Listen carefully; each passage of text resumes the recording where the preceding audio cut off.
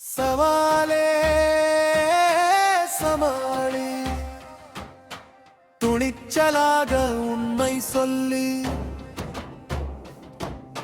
சவாலே சமாளி, சொல்லி அடிப்போம் நாமக்கில்லி.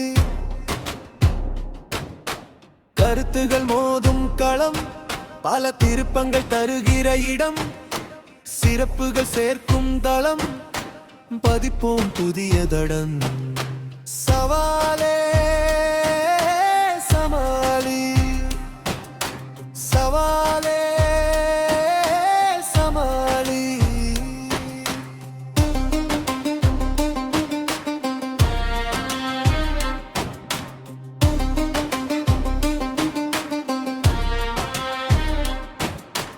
வானம் ஏறி கோட்டை கட்டு, வெற்றி வருமே கதவத்தட்டு. தோல்வி போகும் நம்மை விட்டு, சொல்லி அடிப்போம் போடு மெட்டிது. சொல் கொண்டு வருகிற படை, அதில் எதிர்படும் தடைகளை உடை.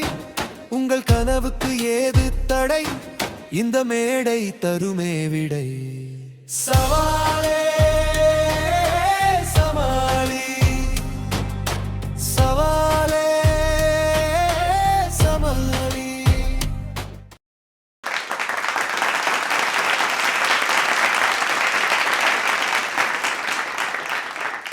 எந்த வாழ்க்கை மன நிறைவை தரும் வாழ்க்கை? கிராம வாழ்க்கையா, நகர வாழ்க்கையா, வெளிநாட்டு வாழ்க்கையா என்ற கேள்விகளோடு பேச்சு தொடங்குகிறது.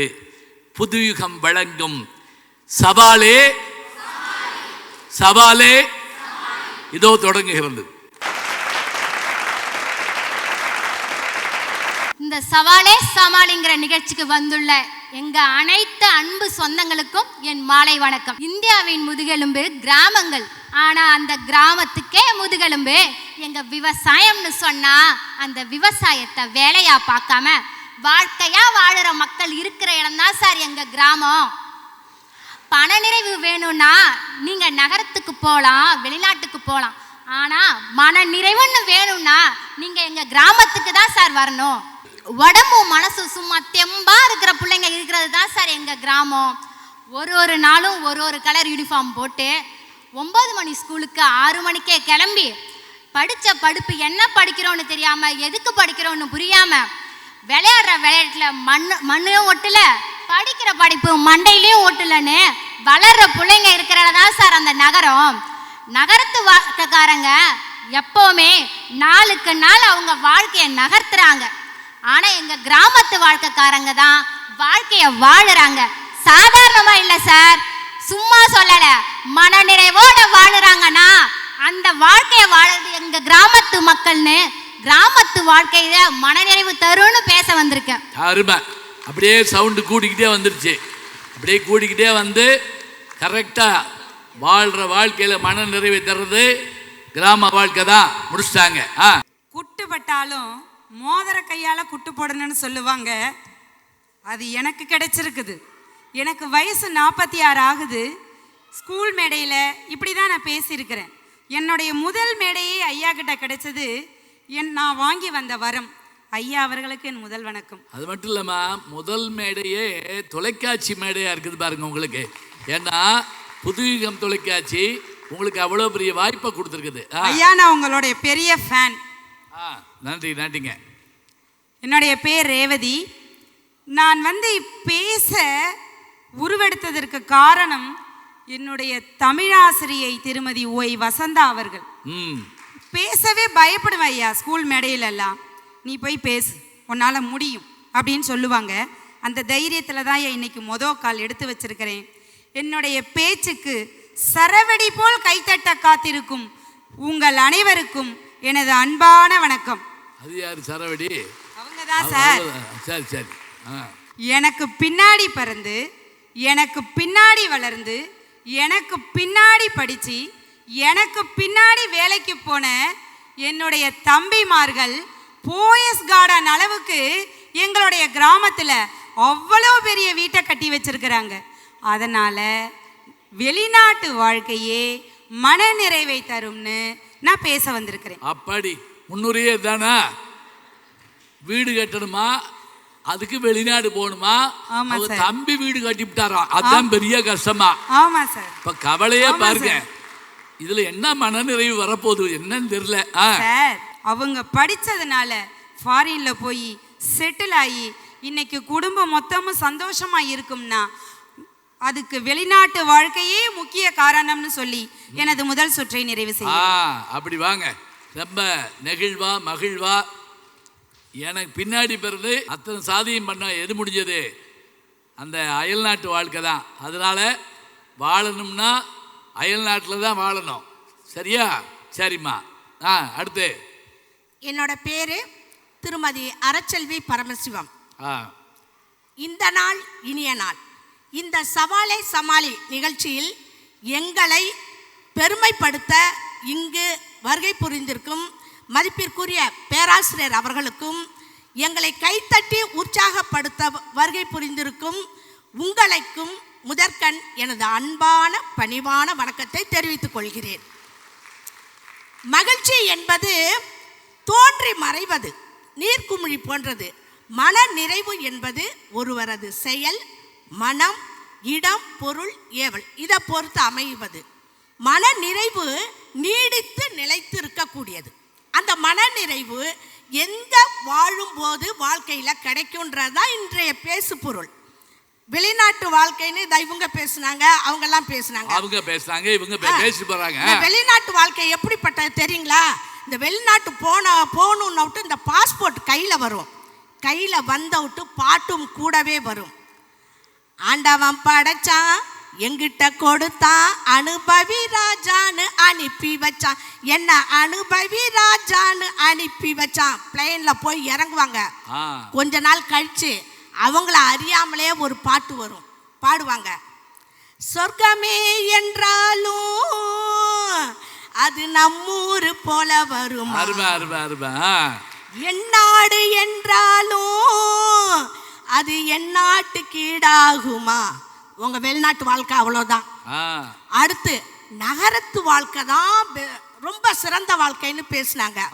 உங்க நகரத்து வாழ்க்கையை 1967 கண்ணதாசன் பிச்சு பிச்சு வச்சுட்டாரு. இங்க மெதுவா போறவுக யாரும் இல்ல, சரியா தமிழ் பேச ஆளும் இல்ல, ஆம்பளைக்கும் பொம்பளைக்கும் வித்தியாசம் தோணல, ஆம்பளைக்கும் பொம்பளைக்கும் வித்தியாசம் தோணல, அநியாயம் மாத்தாடியோ பாடி வச்சுட்டாரு. என்ன படுத்து? மெட்ராஸ், நல்ல மெட்ராஸ் வந்துச்சுலே ஒரு பாட்டு. என்ன படம்மா? அனுபவி ராஜா அனுபவின்னு ஒரு படம். நாகேஷ அப்படி ஓட விட்டே எடுத்திருப்பாங்க. ஷூட்டிங் எப்படி தெரியுமா? அதில் தயார் பண்ணாமல் பாலச்சந்திரன் சொன்னாராம், டக்குன்னு இறக்கி விட்றோம், நீங்கள் அப்படி பாடிக்கிட்டே ஒடியாரீங்க, வேன் மேலே கேமரா இருக்குது, யாருக்கும் தெரியாது நீங்கள் ஒடியாரீங்கன்னு. பல பேர் போய் திரும்பி பார்ப்பாங்க. அந்த பாட்டை பாருங்க. அதில் இங்கே சரியாக தமிழ் பேச ஆள் இல்லை நகரத்தில். அது எந்த நகரமாக இருந்தாலும் அதே நிலை தான் இன்றைக்கி இருக்குது. பவுடர் பாலையும் பாக்கெட் பாலையும் குடித்து வாழற நீங்கள் நகரத்து வாழ்க்கை. நாங்கள் தாய்ப்பாலை குழந்தைக்கு கொடுத்து கறந்த பசும் பால் சூடு ஆறத்துக்குள்ளே காய்ச்சி குடிக்கிறவங்க நாங்கங்க, அதை மறந்துடாதீங்க. அடுத்து, உயிர்களை படைத்தல் செய்பவன் இறைவன் என்றால் உங்களுக்கு உணவு படைக்கும் எங்கள் விவசாயிகள் இறைவன் அல்லவா? அந்த இறைவன் எங்கு வாழுகிறார்கள்? எங்கள் கிராமத்தில் அல்லவா விவசாயிகள் இருக்கிறார்கள். அப்போ இறைவனோடு வாழும்போது மனநிறைவு இல்லாமல் போகுமா? ஆக கிராமத்தில் தான் அருமையான மனநிறைவான வாழ்க்கை இருக்கு என்று நான் பேச வந்துள்ளேன்.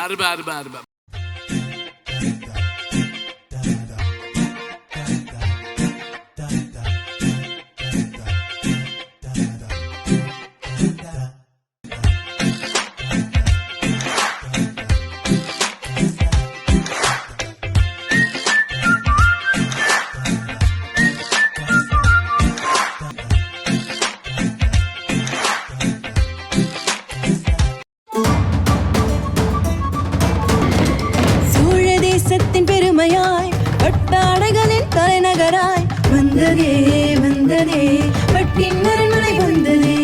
சோழ தேசத்தின் பெருமையாய் பட்டாடைகளின் தலைநகராய் வந்ததே வந்ததே பட்டின் அரண்மனை வந்ததே. princess. Oh, oh. சோழ தேசத்தின் பிரம்மாண்ட அரண்மனை இப்பொழுது நமது ஜெயங்கொண்டத்தில். ஜெயம் தரும் ஆடைகள் ஜெயம் கொண்டத்தில் readymades number 15 Chidambaram road Jayankondam. வங்க கடலாடி வான்பொதியின் நடமாடி சங்கம் மூன்றாடி சாரலிலே நீராடி எங்கும் நிறைந்திருக்கும் எம் தாய்மொழியாம் தமிழ் மொழிக்கு முதல் வணக்கம். இந்த போரிலும் தோற்காத வெற்றி மட்டுமே வாகை சூடிய தெற்காசிய முழுமையும் கட்டி ஆண்ட மாவீரன் மா மன்னன் ராஜேந்திர சோழனின் ஒரே தலைநகரமாம் இந்த ஜெயங்கொண்டம். இத்தகைய வரலாற்று சிறப்புமிக்க ஜெயங்கொண்ட மண்ணின் மக்களே, சொக்க தங்கங்களே, இளம் சிங்கங்களே, குட்டி சிறுத்தைகளே, உங்கள் அனைவருக்கும் என் முதல் வணக்கத்தை தெரிவித்துக் கொள்கிறேன். இன்னைக்கு காட்டில் வேற மிருகமே கிடையாதுன்னு நினைக்கிறேன். தங்கம், சிங்கம், அப்புறம் என்ன இருக்கு, சிறுத்தை. சென்ன பட்டணம் எல்லாம் கட்டணும், கையை நீட்டினா காசு மலை கொட்டணும்.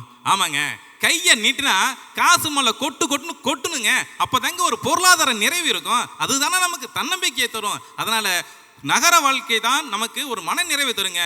இப்போ பார்த்தீங்கன்னா கிராமம் இருக்குது, நகரம் இருக்குது. இந்த சுகர் பிரச்சனையில் வந்து கிராமத்தில் இருக்கிறவங்களுக்கு ஒரு மிகப்பெரிய ஒரு விழிப்புணர்வு இல்லைன்னு சொல்லணும். ஒருத்தர் என்ன பண்ணுறாரு, மருத்துவர்கிட்ட போய் ஆலோசனை கேட்க போகிறாரு. அவர் பார்த்துட்டு கேட்குறாரு, என்னங்கய்யா நல்ல சுகர்லாம் அதிகமாக இருக்குது, நல்லா சாப்பிடுவீங்களான்னு கேட்குறாரு. ஐயா நல்லா சாப்பிடுங்க, வயிற்றுக்கு வஞ்சனை பண்ண மாட்டேங்க, நல்லா சாப்பிடுவீங்க, நல்லா சாப்பிடுவீங்க, நிறையா சாப்பிடாதீங்க சுகர் வந்துடும். ஐயா என்ன சொல்கிறீங்க, சாப்பிடக்கூடாதா? சரிங்க சரிங்க, சாப்பிடாம இருக்காதீங்க சுகர் வந்துடும். என்னய்யா இப்படி சொல்லிட்டீங்க? அரியலூர்ல நடக்க ஆரம்பிச்சா பாருங்க, சாப்பிட்டாலும் சுகர் வந்துடும், சாப்பிடலனாலும் சுகர் வந்துடும். அப்போ என்னதான் செய்யறது? இனிமே அரியலூர்ல நடக்க ஆரம்பிச்சா ஜெயங்கொண்டத்துல வந்து நிக்கிறீங்கயா, நடந்தே சுகரை குறைச்சிறங்கய்யா. ஐயா ரொம்ப நடக்காதீங்க சுகர் வந்துடும். என்னையா சொல்றீங்க? சரிங்க சரிங்க, நடக்கிறத குறைச்சிறங்கய்யா. ஐயா நடக்காம விட்டுறாதீங்க சுகர் வந்துடும். அத்தாடி என்னதையா பண்றது? ஏன் எந்த நோயா இருந்தாலும் தூங்கி எந்திரிச்சா சரியாயின்னு நினைக்கிறேன். ஐயா ரொம்பவும் தூங்கிடாதீங்கய்யா சுகர் வந்துடும். தூங்கவும் கூடாதுங்களா ஐயா? ஆமாங்கய்யா, தூங்காகவும் இருந்தேன்னா உங்களுக்கு சுகர் வந்துடும். சரி சரி, நீங்கள் எனக்கு பொங்காட்ட மாதிரி ஆடுறீங்கன்னு தெரிகிறேன், நான் கிளம்புறேங்க. எப்போ பார்த்தாலும் சுகர் வரீங்க சுகர் வரும்னு சொல்லிட்டு இருக்கீங்க. ஐயா கோபப்படாதீங்க, கோபப்பட்டாலும் சுகர் வந்துடும். என்னையா கோபப்படாமலும் இருக்கணுங்க ஐயா? ஆமாங்க, கோபப்படாமல் இருந்தாலும் சுகர் வந்துருங்கய்யா. இந்த மாதிரி சுகரை பற்றி ஒரு விழிப்புணர்வு கிராம மக்களுக்கு இல்லைங்கய்யா. இப்போ அதே கிராமத்தில் என் கண்முன் நடந்த ஒரு உண்மையான ஒரு நிகழ்வு. 70 வயது ஒரு மூதாட்டி திடீர்னு மயக்கம் போட்டு கீழே விழுந்துடுறாங்க ஐயா. பக்கத்தில் இருக்குங்க சிசிடிவி கேமரான்னு சொல்லுவாங்க இல்லையா, அந்த 4 பேர் கூடி நிற்கிறாங்க. என்ன விழுந்துட்டாங்களா? அடாடாடா, சரி சரி நம்ம பேரப்பிள்ளையை கூப்பிடு, போகிற உசுறு பேரப்பிள்ளையை நினச்சிட்டு போடும். அப்பா அந்த பால் தண்ணி எடுத்து வந்து பாட்டிக்கு ஊத்தாயா அப்படி சொல்லிட்டாங்க ஐயா. கிட்டக்கு போய் பார்த்தா ஐயா உயிர் இருக்குது. ஆத்தாடி அம்மா சேத்த இருங்கம்மா, ஆட்டோவை கூப்பிட்டு அந்த அம்மாவை அழைச்சிக்கிட்டு அரியலூர் மருத்துவக் கல்லூரி கொண்டு போய் சேர்க்குறான். 2 ட்ரிப்பு போட்டாங்கய்யா. அந்த அம்மா ஜம்முன்னு உட்காந்துக்கிட்டாங்கய்யா. ஐயா ஒரு உயிர் பிழைக்கப்பட்டிருக்கிறது பாருங்க. அங்க கிராமத்துல இருந்தா பாலை ஊத்தி விடுவாங்க ஐயா, பாலை ஊத்தி விடுவாங்க. நகரத்துக்கு வாங்க, உயிர் பிழைச்சிக்கலாம், உயிர் பத்திரம் இல்ல. இந்த மாதிரி ஒரு உயிர் பிழைக்கக்கூடிய மன நிறைவு எங்க இருக்குதுன்னா அரசு மருத்துவர் மட்டும் இல்லைங்கய்யா. இந்த மாதிரி கடைசி காலகட்டத்தில் மருத்துவமனைக்கு கூட்டு போனா திருவிழா மாதிரி எல்லாருமே வந்துருவாங்க. பாட்டி பொழைச்சிட்டாங்கன்னு சொன்னதையும் அத்தனை பேர் மனதிலேயும் ஒரு மகிழ்ச்சி வருது பாருங்க ஐயா. அதுதான் ஐயா ஒரு மன நிறைவு ஐயா. சிறப்பு. அப்ப நகரம்ங்கிறது என்னன்னு கேட்டா, எமர்ஜென்சிக்கு நகரம் போல கை கொடுப்பது எதுவும் இல்லை. சரியா? நடித்து உயர வேண்டுமானால் நகரத்திற்கு வாருங்கள், படித்து உயர வேண்டுமானால் நகரத்திற்கு வாருங்கள், உழைத்து உயர வேண்டுமானால் நகரத்திற்கு வாருங்கள். அந்த நகரம் தான் உங்களுக்கு மன நிறைவை தரும் என்று கூறி முதல் சுற்றை நிறைவு செய்கிறேன். நன்றி, வணக்கம். நல்லா கைதட்டுங்க, அற்புதமா பேசியிருக்கார். அகத்தியன் தொட்டிலிட்டு, தொல்காப்பியன் தாளாட்டி, கம்பன் சீராட்டி, மூவேந்தர்கள் பாராட்டி, வருடங்கள் 2000 கடந்தாலும் இன்றும் கன்னித்தமிழாய் செந்தமிழாய் வாழ்ந்து வரும் எம் தாய்மொழியாம் அன்னை தமிழை வணங்கி அவையோர் அனைவருக்கும் பேராசிரியர் ஐயா அவர்களுக்கும் என் முதற்கண் வணக்கத்தை தெரிவித்துக் கொள்கின்றேன். இன்று நான் பேச எடுத்துக்கொண்ட தலைப்பு, வாழ்க்கைக்கு மனநிறைவை தருவது கிராம வாழ்க்கையா? ஆமாங்க, அதென்ன கிராம வாழ்க்கையா? கிராம வாழ்க்கையா இல்லைங்க, கிராம வாழ்க்கை தான் மனநிறைவையும் தரும், மன நிம்மதியும் தரும். கிராம வாழ்க்கையா இல்ல, கிராம வாழ்க்கை தான். நகரத்துல ஹாய் ப்ரோ அப்படின்னு சொல்லி பேசுறவங்க கூட எங்க கிராமத்துக்கு வந்தா சாப்பிட்டீங்களா மாமான்னு கேட்க வைக்கிற மண்ணுங்க எங்க மண்ணு. எங்க கிராமத்துல இளநீ சாப்பிடுவோம். இளநிய பறிச்சு வெட்டி தலை நிமிந்து கெத்தா குடிப்போம். கெத்தா. இதுவே நகரத்துல கூல் ட்ரிங்க்ஸை வாங்கி அதுக்கு பேர் என்னங்க ஸ்டைலு, ஸ்டைலுக்கு ஸ்டாவை போட்டு தலை குனிஞ்சு தானங்க குடிக்கணும். அதாவது நம்மை தலை நிமிர வைப்பது கிராமம், தலை குனிய வைப்பது நகரம். ஆகவே கிராமத்து வாழ்க்கை தான் மன நிறைவை தரும்னு நான் பேச வந்திருக்கேன் ஐயா. உட்காருங்க. அது பாருங்க, இளநீ குடிச்சா அப்படி குடிப்போமா தலை நிமிந்து, கூல்ட்ரிங்க்ஸ் குடிச்சா குனிஞ்சு குடிப்போமா, தலை நிமிர்வு வேண்டுமா தலை குனிவு வேண்டுமா? கிராமத்துக்கு வாங்க. அருமையான வார்த்தை. சொந்த பந்தங்களோட வாழ்ந்தா கிராமத்துக்காரங்கன்னு சொல்றாங்க. அந்த சொந்த பந்தத்துக்காக பொழப்பு தேடி ஓடுறவங்க தாங்க வெளிநாட்டுக்காரங்க. பாரதியார் மனதில் உறுதி வேண்டும்னு ஒரு பாட்டு இருக்கு. அதுல ஒரு லைன் அழகா சொல்லியிருப்பார். இடைவரும் பலவித தடைகளை தகர்த்திங்கு வாழ்ந்து காட்ட வேண்டும், இலக்கிய பெண்ணுக்கு இலக்கணம் நீ என யாரும் போற்ற வேண்டும். என் அப்பா எனக்கு வச்ச பேரு பாரதி. அந்த இலக்கிய பெண்ணுக்கு இலக்கணமா என்னை அடையாளப்படுத்தினது வெளிநாட்டில் இருக்கிற என் கணவர். என் அப்பா என்னை படிக்க வச்சது 1 டிகிரி, தான் பிள்ளையோட சேர்த்து என்னையும் 4 டிகிரி படிக்க வச்சது என் வெளிநாட்டில் இருக்கிற என் கணவர். அவர் அடிக்கடி சொல்றது என்ன தெரியுமா? உனக்கு நகை நட்டு நான் சேர்த்து வைக்கல பாரதி, உனக்கு நான் கல்வியை கொடுக்குறேன், வாழ்க்கையில கல்வி அழிக்க முடியாத செல்வன் சொல்லி என்னை மேலும் படிக்க வச்சிட்டு இருக்கிற அந்த வெளிநாட்டு வாழ்க்கை தான் என் சிறந்ததுன்னு நான் சொல்ல வந்திருக்கிறேன். மற்றவங்க என்ன நினைப்பாங்கன்னு யோசிச்சுட்டு உட்கார்ந்துருக்கவங்க தான் கிராமத்துக்காரங்க. சமுதாய மாற்றத்தை பத்தி யோசிக்கிறவங்க தான் வெளிநாட்டுக்காரங்க. அதனால வெளிநாட்டு வாழ்க்கையே மன நிறைவை தரும்னு நான் பேச வந்திருக்கேங்க. நல்லம்மா. அந்த பாட்டு பாடுனீங்கல்ல, அது என்ன பாட்டு? ஒரு நிமிஷம் அவங்ககிட்ட போய். இடைவரும் பலவித தடைகளை தகர்த்திங்கு வாழ்ந்து காட்ட வேண்டும். அது பாரதி வரியான்னு பார்த்துக்குங்க. ஏன்னா அந்த மனதில் உறுதி வேண்டும்ங்கிற விஷயம் மட்டும்தான் பாரதி வார்த்தை. அப்புறம் பின்னாடி வர்ற வார்த்தை எனக்கு என்னமோ சினிமாவில் கவிப்பேரரசு வைரமுத்து வார்த்தை மாதிரி தெரியுது. ஏன்னா பரவாயில்ல, நம்ம ஏன்னா பதிவு பண்ணுறப்ப தப்பாக பண்ணிடக்கூடாது. அதுக்காக ஒரு பார்வை பார்த்துக்கங்க, அடுத்த சுற்றில் பார்த்துக்கலாம். உடனே பார்த்துருக்கேன். இப்போ தான் கூகுள் இருக்குல்ல, நான் ஒரு புத்தக திருவிழாவில் கேட்ட கேள்விக்கெல்லாம் பதில் சொன்னால் புத்தகம் தரேன்னு சொல்லிக்கிட்டு இருந்தேன். நான் சொல்லி முடிக்கிறதுக்குள்ள பதில் சொன்னாங்க. எனக்கு ஆச்சரியம், எவ்வளவு அறிவு அம்புட்டு கூகுளை பார்த்துருக்கு.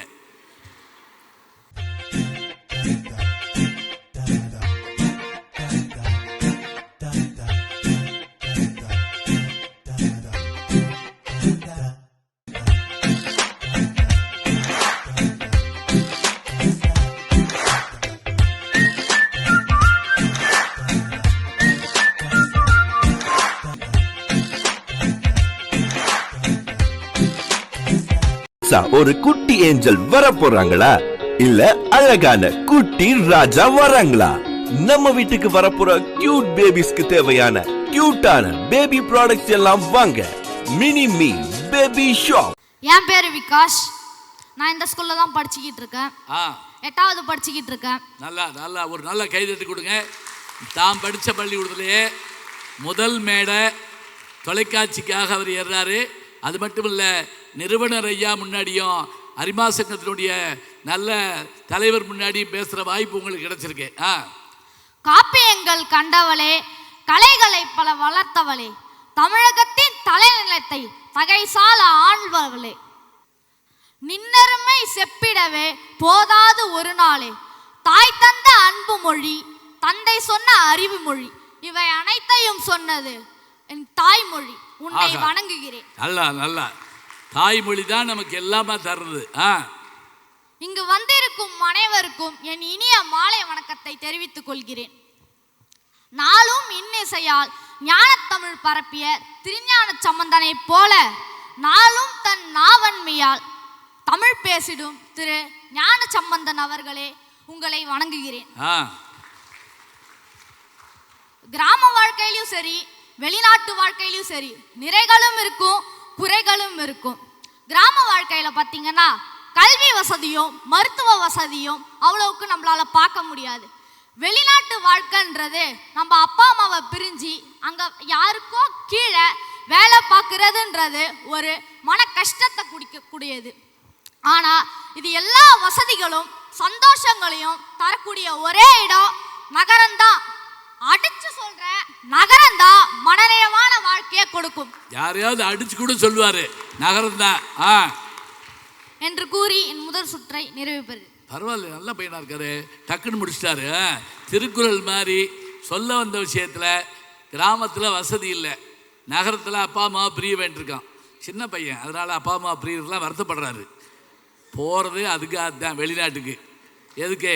அப்பா அம்மா பிரிஞ்சு எப்பா நான் அமெரிக்கா பார்க்க வரட்டும், இல்லை இல்லை நீ அங்கேயே இருப்பா, இங்கே குண்டு போட்டுக்கிட்டு இருக்காங்க வராத அப்படின்ட்டு அதுதான் அழகாக சொல்லியிருக்காரு.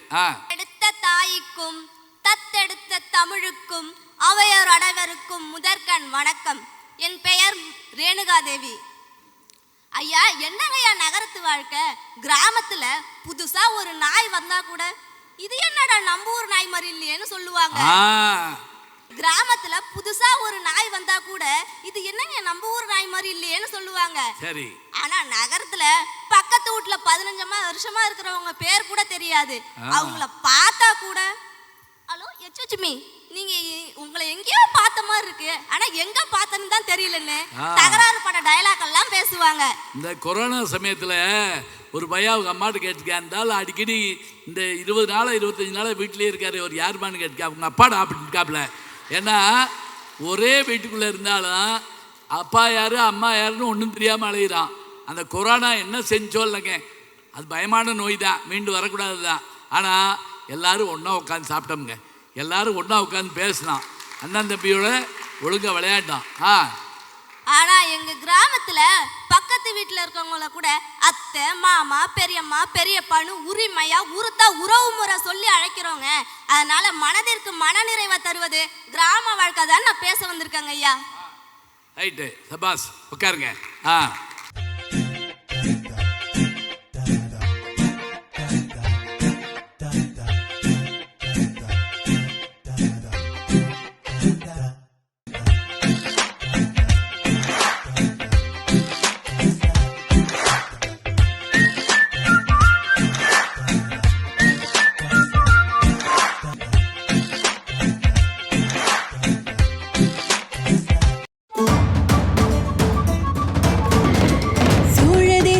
பெருமையாய் பட்டாடைகளின் தலைநகராய் வந்ததே வந்ததே பட்டின் அரண்மனை வந்ததே. சோழ தேசத்தின் பெருமையாய் பட்டாடைகளின் தலைநகராய் வந்ததே வந்ததே பட்டின் அரண்மனை வந்ததே. சோழ தேசத்தின் பிரம்மாண்ட அரண்மனை இப்பொழுது நமது ஜெயம் கொண்டத்தில். ஜெயம் தரும் ஆடைகள் ஜெயம் கொண்டத்தில் readymades number 15 Chidambaram road Jayankondam. ஒரு குட்டி ஏஞ்சல் வர போறாங்களா இல்ல அழகான குட்டி ராஜா வராங்களா? நம்ம வீட்டுக்கு வரப்போற கியூட் பேபிஸ்க்கு தேவையான கியூட்டான பேபி ப்ராடக்ட்ஸ் எல்லாம் வாங்க மினி மீ பேபி ஷாப். என்னுடைய பெயர் வைஜெயந்தி. தமிழே நீ ஐபிஎஸ்ஆ வருங்காலத்துலங்க ஐயா, வருங்காலத்துல அருமை, இப்படி நம்பிக்கையா இருக்கணும். தமிழே நீ மூப்படைந்து விட்டாய் என்று எண்ணினேன், இப்பொழுதுதான் பூப்பணிந்தது போல ஒரு பொலிவு உன்னிடத்தில். அன்னை தமிழுக்கு என்னுடைய வணக்கங்கள். பாருங்க, மூப்படைந்து விட்டாள் என்று நினைத்தேன், இப்போதுதான் பூப்படைந்தது போல இருக்கிறாள். அவள் யார்? அவள் தான் தமிழன்னை. ஐயா, எங்களுடைய கிராம வாழ்க்கையை பத்தி நாங்க சொல்லணும்னு அவசியம் இல்லைங்க. அந்த ஆத்தங்கரைய கேட்டுப்பாரு, மீன் புடிச்ச கதை அது சொல்லும். அந்த பண்ணமேட்ட கேட்டுப்பாரு, பால் கறந்த கதை அது சொல்லும். அந்த சோளகாட்ட கேட்டுப்பாரு, கொடி பிடிச்ச கதை அது சொல்லுன்னு ஒரு பாடலாசிரியர் அழகா சொல்லி இருக்கிறார்னா, இப்படி இயற்கையோட இணைந்து வாழக்கூடிய இடம் சொர்க்க பூமி எங்களுடைய கிராமம் தானுங்க ஐயா. என்னங்க ஐயா இருக்கு வெளிநாட்டு வாழ்க்கையில? தன்னுடைய அப்பாவினுடைய உடல்நிலை சரியில்லாத ஒரே காரணத்திற்காக தான் சொந்த ஊர்ல எப்படியாவது ஒரு வீடு கட்டிடணுங்கிறதுக்காகவும், தன்னுடைய தங்கச்சியை ஒரு நல்ல இடத்துல கல்யாணம் பண்ணி கொடுத்துடணுங்கிறதுக்காகவும், படிச்ச படிப்புக்கு வேலை கிடைக்கலன்னா கூட பரவாயில்லைன்னு தன் மனைவியோனுடைய பிரசவத்தின் பொழுது கூட அவ பக்கத்துல இருந்து நான் இருக்கேன்னு சொல்ல முடியாம, தன் அம்மாவினுடைய உடல்நிலை சரியில்லாத பொழுது கூட அவங்கள கூட இருந்து பார்த்துக்க முடியாம, வருமானம் தேட வேண்டிய வயசு இதுதான்னு நினைச்சு வாழ வேண்டிய வயசும் இதுதாங்கிறத மறந்து தன்னுடைய ஒட்டுமொத்த கனவுகளையுமே அந்த ஏர்போர்ட் வாசல்ல போட்டு புதைச்சிட்டு 25 வயசுல ஒரு இளைஞன் தன்னுடைய வெறும் மனசோட 2 சொட்டு கண்ணீரை மட்டும் தனக்கு சொந்தமாக்கிக்கிட்டு வெளிநாட்டுல போய் வாழக்கூடிய இளைஞர்களை கேட்டு பாருங்க ஐயா. வெளிநாட்டு வாழ்க்கை எவ்வளவு வேதனைக்குரிய வாழ்க்கைங்கிறது தெரியும். பல சாதனையாளர்களை உருவாக்கக்கூடிய கிராமத்துல கூட 5 வயசுல தாங்க ஐயா பிள்ளைய கொண்டு போய் பால்வாடியில விடுவாங்க. ஆனா இந்த நகரத்துல 2.5 வயசுலயே பிளே ஸ்கூல்னு கொண்டு போய் விட்டுடுறாங்க. அது படிக்கவும் தெரியாம விளையாடவும் தெரியாம அது சைஸுக்கு ஒரு பைய தூக்கிட்டு நடக்கும் பொழுது அங்க பையன் நடக்குதா இல்ல பையன் நடக்கிறானே தெரியாத வாழக்கூடிய நகரத்துல இல்லங்க ஐயா மனநிறைவு. என்றென்றும் எங்களுடைய அழகான கற்பனை. அந்த பையன் நடக்கிறானா அந்த பையன் நடக்குதா, 2 பேரும் சேர்ந்து பையன் நடக்கிறாங்களா தெரியல. இப்படியெல்லாம் நடக்கக்கூடிய நகரத்துல இல்லங்க ஐயா மனநிறைவு. எங்களுடைய கிராமத்தில் தான் மனநிறைவு இருக்கிறது என்று சொல்லி இடம் அமர்கிறேன். நன்றி, வணக்கம். அருமை. திருவள்ளுவர் சொல்வாரு அழகா, எது நமக்கு அணிகலன் அப்படின்னு கேட்டால் மோதிரம், பிரேஸ்லெட்டு, கழுத்தில் போட்டுக்க செயின், அப்புறம் பெண்களாக இருந்தால் நிறைய நகை, அதெல்லாம் இல்லைன்ட்டார் அவர். 2 தானா. பணிவுடையன் இன்சொல்லன் ஆதல் ஒருவர்க்கு அணி. அதோடு நிப்பாட்டணும். பணிவுடையன் இன்சொல்லன் ஆதல் ஒருவருக்கு அணி அல்ல மற்ற பிற. அப்படி வச்சுக்கிறோம். அல்ல மற்ற பிற. திருக்குறள் புரியலாம் சொல்லக்கூடாது. படிக்கிறப்பே விளக்கமாக படிச்சிட்டோம்னா சரியாக போகும். அதனால் 2 சொல்கிறாரு. பணிவுடைமைங்கிற ஒரு அணிகலனையும் வாங்க நல்லா இருக்கீங்களா அப்படின்னு சொல்லக்கூடிய இன்சொல்லும் நமக்கு இருக்குமானால் அதை காட்டிலும் சிறந்த அணிகலன் உலகத்தில் இல்லைங்கிறார். வீட்டுக்குள்ளே பேச விடுறதில்ல, பேசுவோமே மேடை கிடச்சா, அதுதான் முக்கியம். இதில் முக்கியமாக இவர்களை நாங்கள் பாராட்ட காரணம் உங்கள் பிள்ளைகளை இந்த மாதிரி கொண்டு வாங்க. இதுக்கு தாங்க இந்த தலைப்பு. இது என்ன செய்யணும்னா வீட்டில் போய் வைக்கக்கூடாது. பாரு அந்த பையனை பாரு எப்படி பேசுகிறான் மேடையில் பாரு சொல்லக்கூடாது. நம்ம கூட்டு வந்து நீ பேச்சு போட்டிக்கு போ, நீ கவிதை போட்டிக்கு போ, நீ வா எழுது படி. மகாகவி பாரதியார் என்ன சொன்னார் அப்படின்னா, என்ன சொன்னார்னா உடனே நீங்கள் அவர் நல்லா தான் சொல்லியிருப்பாருன்னு சொல்லக்கூடாது. காலை எழுந்தவுடன் படிப்பு, பின்பு கனிவு கொடுக்கும் நல்ல பாட்டு, மாலை முழுதும் என்று வழக்கப்படுத்தி கொள்ளு பாப்பா. பாப்பாடு தான் சொல்கிறார். காலை எழுந்தவுடன் படிப்பு எப்படின்னா அது மூளைக்கான வேலை. பின்பு கனிவு கொடுக்கும் நல்ல பாட்டு, நல்ல இதயத்துக்கான ஒரு மகிழ்ச்சி. மாலை முழுதும் விளையாட்டு, உடம்பு முழுவதுக்குமான ஆரோக்கியம், உடற்பயிற்சி. அதுக்காக இந்த 3 சொல்கிறாரு. புதுயுகம் வழங்கும் சவாலே சவாலே தொடரும்.